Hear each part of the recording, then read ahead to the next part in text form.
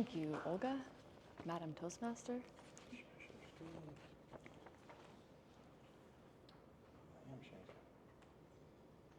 Presentation, yep. That's it. Oh, yeah. I'm going to turn it so you can. No, that's okay. But for the microphone. Huh? Are you going to be here? Nope.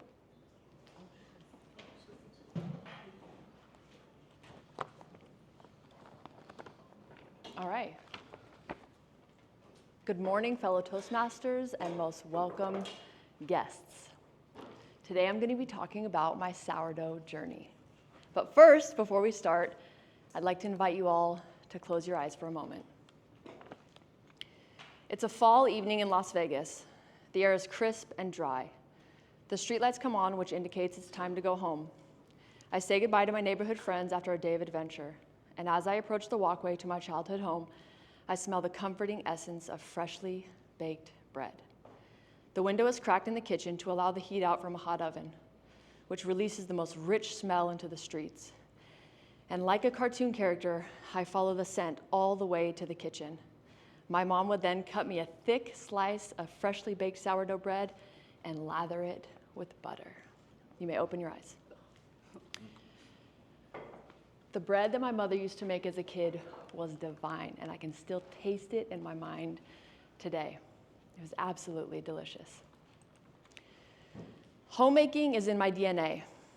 As some of you may know, I come from a Mormon background and a long lineage of baby making, fermentation having, food storage, hoarding, homemaking wizards. You can see here, it's just one portion of my maternal side of the family. There's a ton of us. And up here is my grandma Luana, and she was a home ec teacher at the local high school for 35 years. So she took so much pride in teaching home ec to people on how to take care of their home and family. She stood at a staggering 5'11". This woman was so tall. And underneath, we have generations of women here. That's my mama. And then we have my grandmother Dorothy and my grandma Shirtliff. My grandma Shirtliff lived to be 98, my grandmother 93, and my mom obviously is still alive with my two aunts. And together within our culture, there was always an emphasis on the value of homemaking and being able to take care of our family. And even though now I don't subscribe to Mormonism, I still took a lot of these values with me today. Like fermenting and baking bread and taking care of my family. So you can't see it, but it says OG pics from my early healthy living experiments.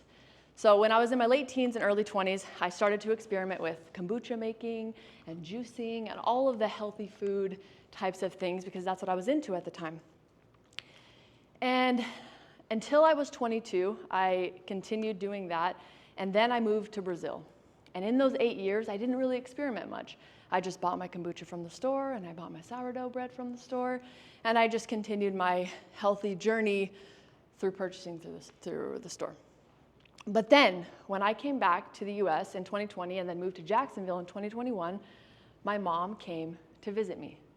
And she brought with her a little bit of her sourdough start. And she decided to teach me a super basic recipe on how to start my sourdough bread journey. I was so excited. But the sourdough start that she brought me wasn't just some regular schmegular sourdough start. This was an amazing sourdough start from this guy here named Lamar Barney. Lamar Barney was from Hatch, Utah, and he lived to be 93 years old and had been baking and feeding this sourdough start for 40 years. Yes, Lamar Barney is the brother-in-law of my mom's best friend, Joanne, which is where she got the start from. And this here is a little picture of my mom and her gal pals. And it's just amazing that she was able to get this, continue making her bread, and then gifted me with her sourdough start. And just a little fun fact, humans have been making bread for 14,000 years. It's just something that we do. All right, so now I'm gonna take you on a visual journey on the basic recipe of making this simple sourdough bread for starters. First, you take 1 cup of bubbly starter, and then 1 1/4 cup of water, 2 tablespoons of high-quality maple syrup, 1 teaspoon of high-quality salt, and 3 cups of high-quality flour. Next, we start to mixy. We mix it all up inside the bowl, and then once it's all combined together, we take it out and we get to stretching. And we stretch and we stretch and we stretch. In this process of stretching, I'm usually walking around the house, just giving it all the love and gratitude, so whoever gets to partake in this bread gets to feel the love that I put into it. This part is essential. Next, the dough gets put into a bowl, and it's left to double in size. And once it looks something like this, then you take it out, and you get to stretch it again. You put even more love into it.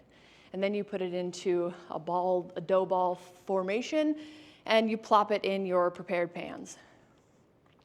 Then you let it rise up to a bread-like formation, a loaf formation, and then you slide them in the oven at 450 degrees for 13 minutes, and then 350 degrees for 11 minutes. And voila, you have a delicious and nutritious sourdough loaf of bread, and you must lather it with high-quality grass-fed butter, right? And anyone who's human would enjoy. So after my mom taught me how to make this delicious bread, I went on a bread baking binge. I was baking it for everyone. I had just gotten to Jacksonville, and I had neighbors, and I wanted to make friends, so I started gifting it to them as bribery. Like, be my friend, love me. So I was gifting it to everybody, and it was such a great experience. But then I traveled out of the country for a couple months, and I didn't feed the starter, and it died. The starter died. I was devastated. So I stopped making bread for a couple years. Until this past summer, I went to Las Vegas for 5 weeks to visit my family. And when we were there, my mother and I were fermenting vegetables. We made sourdough pancakes. We did kefir. And then I was considering doing kombucha again, which I started at home. And on my last day in Las Vegas, she came to my brother's house as I was packing my bags. And she said, "Shelby, I got you something." And I was like, "What is it?" And she brings a jar out, and she got me some more sourdough start. And I was like, yes. So I took the sourdough start, and I wrapped it in my clothes, and I put it inside my bag. And then I went back home, and I rekindled my love for sourdough baking. So the past 2 months, that's what I've been doing. I've been baking sourdough for people that I love, and it's been amazing. And since doing that, I've realized that I have so much appreciation and gratitude for my lineage and where I come from, and the opportunity to be able to create those same memories that my mom created for me, for my family and children and friends. God gives us the ingredients for our daily bread. We just need to do the baking. And baking bread is love made visible. Thank you. Wow.